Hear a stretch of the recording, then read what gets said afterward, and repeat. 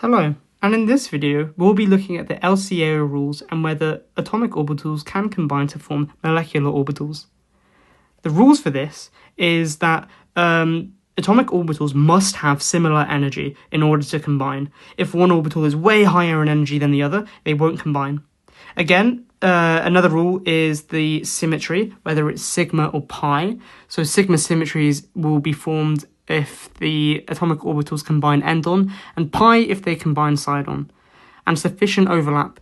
If one orbital is much larger than the other, they'll have insufficient overlap and they won't form a molecular orbital.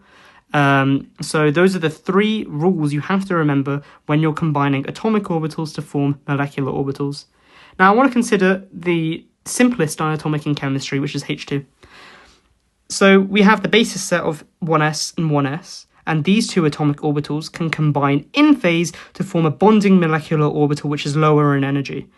And again, this does not violate the LCAO rules because symmetry is obeyed here, they both have sigma symmetry. Energy is obeyed here because they're both the same atomic orbital, they both have the same energy. And also, overlap is obeyed here because they're both the same size, they'll have sufficient overlap.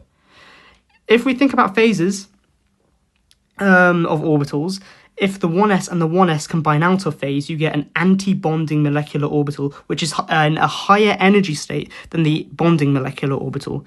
And this is denoted by the star. It's called sigma star 1s. And that tells you that that molecular orbital was formed via the destructive interference of two atomic orbitals.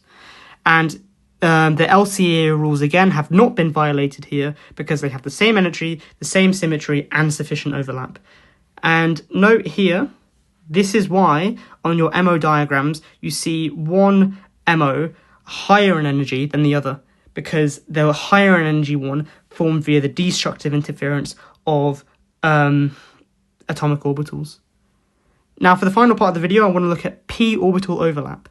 So if we look at the overlap of a pz orbital and a pz orbital, we take the internuclear axis as the z-axis, which means they'll combine end-on and not side-on. So that will give sigma symmetry.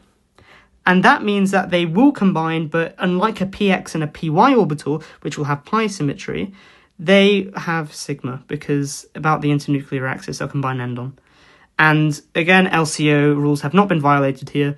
2pz and a 2pz atomic orbital both have the same energy, they have sufficient overlap, and they have the same symmetry, sigma and sigma symmetry. And again, here's what it looks like when they combine out of phase, and that's the resulting anti-bonding molecular orbital. If we consider pi overlap, we can have the px and px orbitals, which can combine here to form an in-phase pi 2px bonding molecular orbital, lower in energy than anti-bonding. And here's the out of phase. So I want to look at, when can atomic orbitals not overlap?